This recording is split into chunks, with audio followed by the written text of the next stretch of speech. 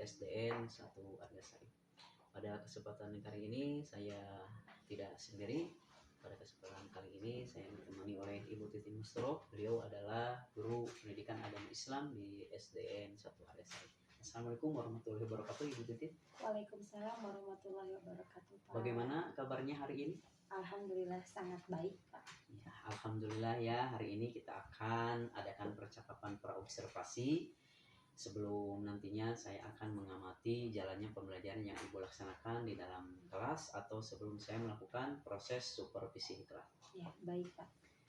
Adapun tujuan dilakukan supervisi kali ini adalah untuk mengetahui dan juga mengevaluasi jalannya proses pembelajaran yang Ibu lakukan. Dan kenapa hari ini kita melakukan percakapan praobservasi sebagai persiapan awal sebelum nanti Ibu melakukan kegiatan pembelajaran agar lebih siap dan percaya diri sehingga memberikan pembelajaran yang terbaik bagi peserta didik. Begitu ya Bu ya? Baik, Pak. Ada beberapa pertanyaan ya Bu yang akan saya sampaikan kepada Ibu. Yang pertama berkaitan dengan tujuan. Kira-kira apa tujuan pembelajaran yang ingin Ibu capai? Baik, Pak. Berdasarkan rancangan pembelajaran yang saya tuliskan di sini, saya sebelumnya, Pak,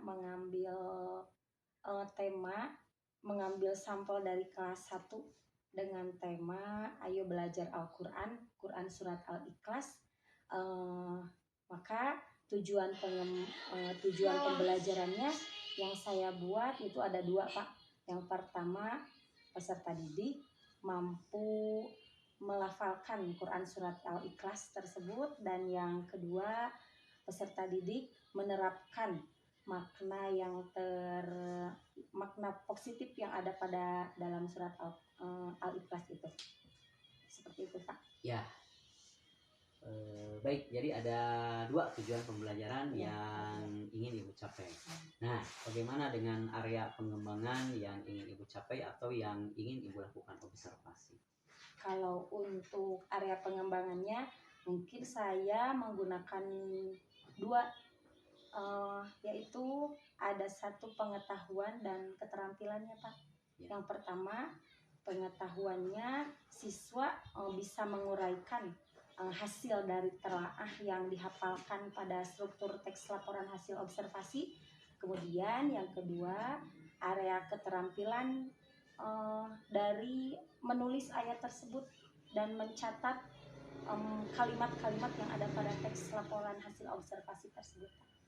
Baik, jadi area pengembangan yang ingin dicapainya adalah bagian aspek pengetahuan dan aspek keterampilan pada siswa tersebut ya Bu. Nah, saya ingin mendengar bagaimana rancangan pembelajaran yang ingin Ibu terapkan di dalam kelas, mungkin dari strategi pembelajarannya, model pembelajarannya, ataupun dari metode pembelajarannya. Ya, Pak. Baik, kalau untuk strateginya di sini saya menggunakan pembelajaran berdiferensiasi berdasarkan kesiapan belajar siswa yang diintegrasikan dengan pembelajaran sosial, juga emosional, begitu, Pak. Dan kemudian saya melakukan pembagian kelompok juga sesuai dengan kemampuan, keterampilan, dan keaktifan siswa di kelas. Begitu Pak. Dan untuk modelnya saya menggunakan audio visual dan juga bisa dengan cara dibacakan berulang-ulang, Pak. Maka itu mungkin memudahkan untuk anak di kelas. Ya, jadi rencana yang akan Ibu terapkan di dalam kelas menggunakan strategi pembelajaran berdiferensiasi yang diintegrasikan dengan pembelajaran sosial dan emosional, menggunakan metode pembelajaran audio visual juga itu untuk memudahkan sangat dalam menangkap pembelajaran. Kemudian dengan metode diskusi juga ya, tanya jawab dan penugasan. Nah, bagaimana dengan media pembelajaran yang akan Ibu pergunakan di dalam kelas? Kalau untuk medianya, karena saya menggunakan metode audiovisual, jadi mungkin kalau untuk medianya saya menggunakan laptop dan juga infocus, Pak. Kemudian menyediakan juga video yang menarik agar mudah untuk ditangkap pembelajarannya, karena mungkin di kelas 1, karena di sini di kelas 1 Pak, semua anak di kelas 1 belum tentu semua sudah bisa membaca dengan lafal gitu Pak. Jadi dengan adanya audiovisual itu bisa membantu pembelajaran lebih baik dan menarik. Oke, jadi media penggunaannya yaitu sudah menggunakan media digital ya. Alhamdulillah. Nah, kira-kira kapan nih Ibu akan melakukan kegiatan pembelajaran tersebut? Di hari apa dan jam berapa? Kebetulan kalau untuk jadwal kelas 1 itu di hari Jumat Pak. Hari Jumat jam pertama sampai jam keempat begitu. Ya, jadi nanti hari Jumat ya, hari Jumat jam pertama sampai keempat itu ada di kelas 1 ya. Dan nanti saya akan datang ke kelas Ibu, saya akan melakukan supervisi kelas, saya akan lihat juga mencatat hal-hal apa saja yang terjadi di dalam kelas Ibu. Nah, nanti setelah kita datang ke kelas Ibu, saya akan melakukan supervisi kelas, saya akan lihat juga mencatat hal-hal apa saja yang terjadi di dalam kelas Ibu. Nah, nanti setelah kita melakukan kegiatan observasi atau pembelajaran di dalam kelas, kita adakan percakapan yang terakhir ya Bu ya, yaitu percakapan pasca observasi setelah nanti Ibu melakukan pembelajaran di dalam kelas yang nanti juga akan didampingi oleh pengajar praktik. Baik Pak. Baik Bu, sebelum kita akhiri, kira-kira apa yang Ibu dapatkan dari hasil percakapan kita hari ini? Alhamdulillah Pak, dengan adanya percakapan ini saya dapat mendapatkan gambaran tentang media apa yang saya gunakan nanti sehingga tidak monoton Pak. Jadi pembelajaran nantinya akan lebih terarah gitu Pak. Ya, baik. Terima kasih Bu atas waktunya dan sudah bersedia berbincang-bincang dengan saya di percakapan Pak observasi ini. Sampai bertemu di kegiatan observasi kelas di hari Jumat yang akan datang ya Bu. Terima kasih Pak. Sama-sama. Demikian percakapan kita hari ini. Sampai bertemu di kegiatan observasi kelas dan juga percakapan pasca observasi. Wassalamualaikum warahmatullahi wabarakatuh. Waalaikumsalam.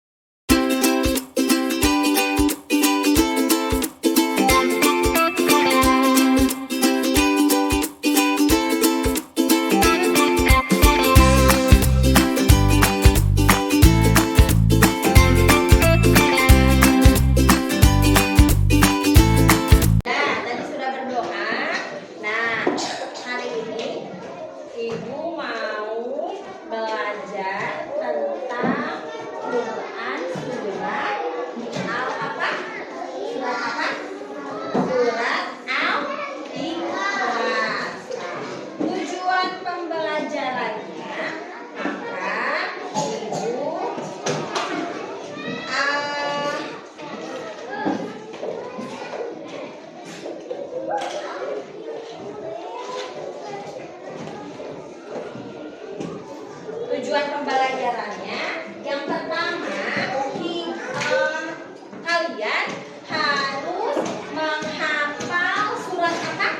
Surat Al-Ikhlas. Harus tahu dulu surat Al-Ikhlas itu ada berapa ayat, diturunkannya nanti di mana. Terus nanti harus tahu juga hafal, dibacakan surat Al-Ikhlasnya. Dan juga nanti Ibu sudah menyiapkan videonya. Kemudian kalian harus menulis surat Al-Ikhlas tersebut supaya menjadikan kalian lebih pandai menulisnya. Nah, nanti kalau misalnya ada yang belum pandai menulis, bisa dengan cara seperti itu, ya. Nah, nanti kan ada surat Al-Ikhlas, bahasa Arabnya. Jadi nanti kalian ditulis surat Al-Ikhlasnya. Maka surat Al-Ikhlas itu ada berapa? Ada 4. Tapi ditulis di bukunya masing-masing dengan tulisan yang indah. Ya, gitu kan? Nah, oke, terus setelah itu Ibu akan menjelaskan tentang surat Al-Ikhlas dan membacakan surat Al-Ikhlas, kemudian menyampaikan kisah-kisah yang ada pada surat Al-Ikhlas yang untuk bertujuan kita ambil makna-makna positifnya sehingga nanti bisa kita jalankan di kehidupan sehari-hari, ya. Mohon ngertos kan? Ya, oke. Kita mulai. Di sini Ibu sudah menyiapkan surat Al-Ikhlas dalam tulisan yang indah. Bagus nggak tulisannya? Bagus? Bagus kan? Coba lihat, ada surat Al-Ikhlas ada berapa ayat? Coba lihat di sini, Akbar. Ada berapa ayat? Dilihat ya. 1, 2, 3, 4. Ada 4 ayat. Hafal tidak? Hafal? Terus hafal semuanya udah pada hafal? Hebat. Coba kita bacakan. Bismillahirrahmanirrahim. Qul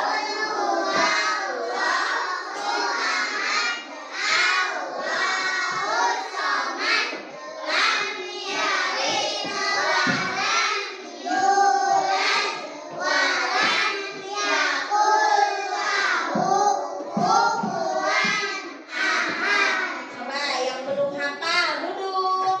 Jangan mainin barang-barang yang ada di depan meja, di atas meja. Akbar, duduk dulu. Ya. Tidak, selama belajar tidak boleh ada yang keluar bangku. Coba. Bismillahirrahmanirrahim. Qul huwallahu ahad. Dulu ya. Dulu ya. Bismillahirrahmanirrahim.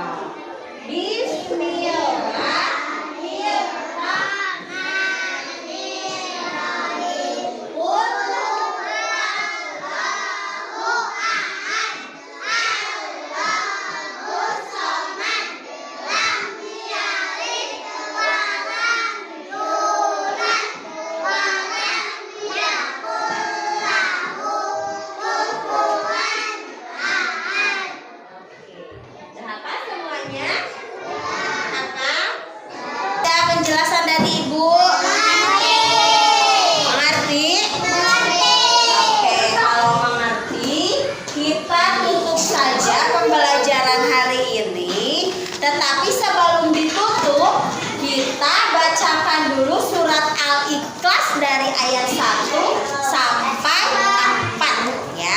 Coba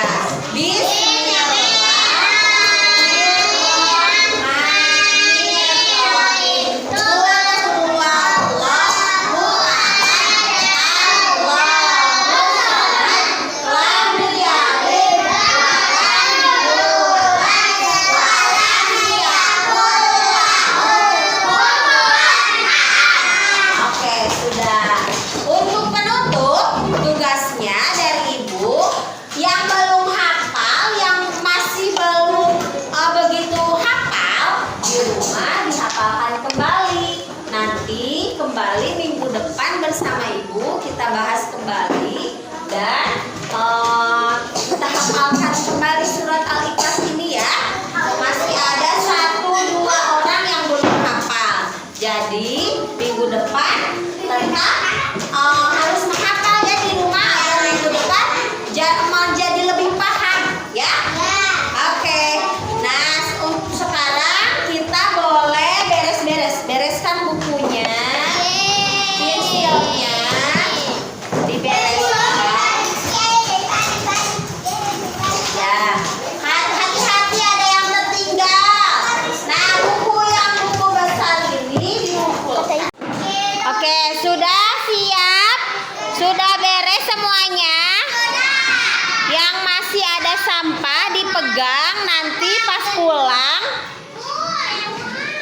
pulang masukkan sampahnya ke tempat sampah. Rapihkan dulu tempat duduknya. Rapihkan dulu. Duduknya yang rapi, udah? Nah, duduk, kita berdoa. Duduk siap. Duduk siap. Duduk siap. Duduk siap. Udah. Ya Allah, Rizky kamu tehnya. Udah. Sok, berdoa. Berdoa mau pulang. Bismillah.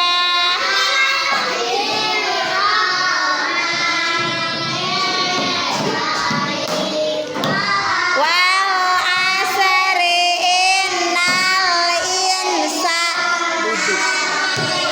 usrin illalladzina amanu wa amilus solihati wa tawassau bil haqqi wa tawassau bis sabr.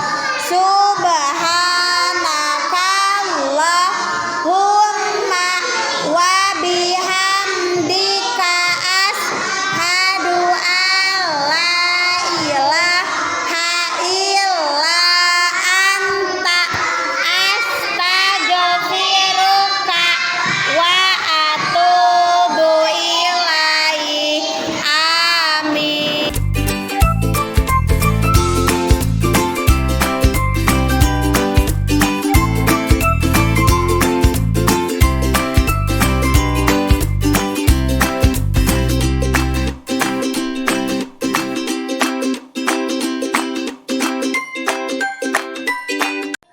Assalamualaikum warahmatullahi wabarakatuh. Berjumpa kembali pada kegiatan pasca observasi supervisi akademik bersama saya calon guru penggerak angkatan 8 dari SDN Satuan Dasari Kabupaten Tasikmalaya. Pada kesempatan kali ini saya ditemani oleh Ibu Titin Masturo sebagai guru praktik yang saya observasi pada kegiatan supervisi akademik. Dan saya juga ditemani oleh Bapak Lili Karniha sebagai pengajar praktik pada pendidikan guru penggerak angkatan 8 ini. Assalamualaikum warahmatullahi wabarakatuh, Bapak Lili Karniha. Waalaikumsalam warahmatullahi wabarakatuh, Bapak dan Ibu. Assalamualaikum Bu Titin Masturo. Bagaimana kabarnya semua hari ini? Alhamdulillah baik.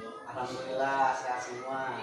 Baik, di percakapan pasca observasi ini akan saya berikan pertanyaan-pertanyaan kepada Ibu terkait dengan kegiatan kemarin, yaitu jalannya proses observasi kelas yang sudah Ibu lakukan dengan tujuan untuk mengevaluasi sejauh mana proses pembelajaran yang sudah Ibu lakukan.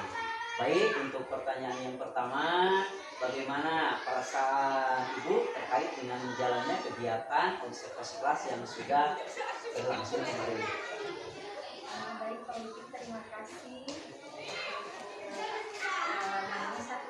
Perasaan saya alhamdulillah kok menyenangkan, tetapi sedikit karena belum terbiasa, tapi alhamdulillah berjalan dengan lancar. Baik, alhamdulillah ya Bu, sudah berjalan dengan baik meskipun ada sedikit yang tidak awalnya, tapi secara keseluruhan berjalan dengan baik.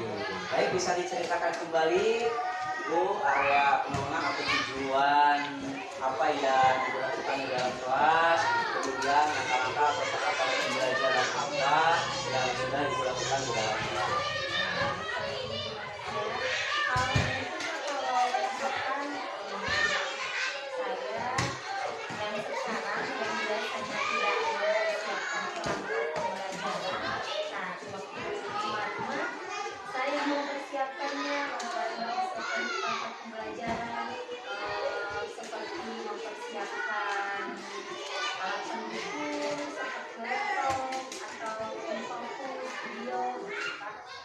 Biasanya kalau video saya jarang mempersiapkan itu, tapi alhamdulillah pada saat kemarin semuanya lebih terinci. Maka untuk area pengembangannya ada pengetahuan dan keterampilan. Kalau untuk pengetahuan, siswa mungkin yang tadinya belum hafal sekarang sudah banyak yang hafal, meskipun tidak semuanya, tidak 100% sudah hafal. Jadi alhamdulillah 75-80 sekarang hafal.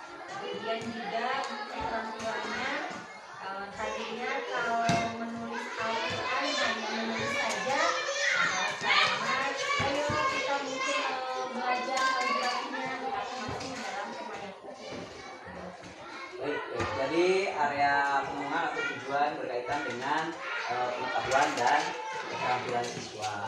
Nah, menurut Ibu, sejauh mana area pengembangan yang sudah Ibu sampaikan tadi? Apakah sudah berhasil dilakukan atau di dalam kelas? Persiapannya mungkin berhasil, tapi kalau untuk hasil dari penyampaiannya dibilang berhasil dan 100% Pak, tapi alhamdulillah berjalan dengan lancar, masih ada kekurangan kelebihannya. Alhamdulillah, berarti sudah berjalan dengan baik ya Bu ya. Namun memang masih ada kekurangan Bu. Nah, menurut Ibu apa kekurangan atau kendala yang Ibu hadapi saat melakukan proses pembelajaran di dalam kelas tersebut? Kekurangan dari hambatannya, anak-anak kan tidak semuanya itu Pak, kadang ada anak yang berminat atau anak yang semangat, ada yang tidak Pak. Jadi guru-guru yang lain juga seperti itu, ada beberapa siswa yang tidak ingin terlibat dalam pembelajaran karena mungkin belum paham atau karena mungkin belum begitu lancar membacanya, sehingga anak itu menjadi sedikit kesulitan, jadi kurang paham. Ya, jadi pada dasarnya siswa tersebut kurang aktif begitu ya. Baik, ada beberapa siswa yang tidak ingin terlibat juga dalam kegiatan belajar tersebut. Artinya siswa tersebut memang kurang aktif atau hanya mengandalkan temannya begitu kadang-kadang ya anak itu. Ya, kira-kira kenapa hal itu bisa terjadi? Kenapa mereka kurang aktif atau tidak mau terlibat dalam diskusi? Mungkin dalam pembagian kelompok dan dengan jumlah yang terlalu banyak, terhambat juga dalam proses pembelajaran dan pembagian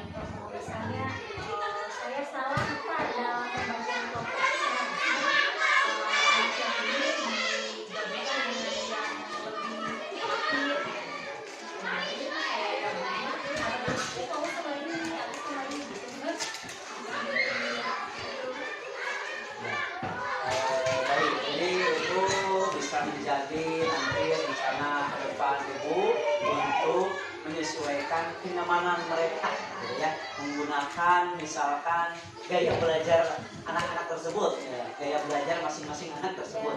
Ada yang menggunakan gaya belajar ya visual gitu ya, auditori dan kinestetik. Ya, menggunakan belajar seperti itu bisa Ibu rencanakan nanti atau realisasikan di proses pembelajaran yang berikutnya. Mudah-mudahan proses pembelajaran tersebut menjadi lebih baik lagi dibandingkan dengan yang kemarin observasi gitu ya. Nanti saya tunggu cerita Ibu nanti apakah bisa direalisasikan atau tidak. Nah, selanjutnya kira-kira apa Ibu akan melakukan perubahan tersebut dengan rencana yang akan Ibu sampaikan?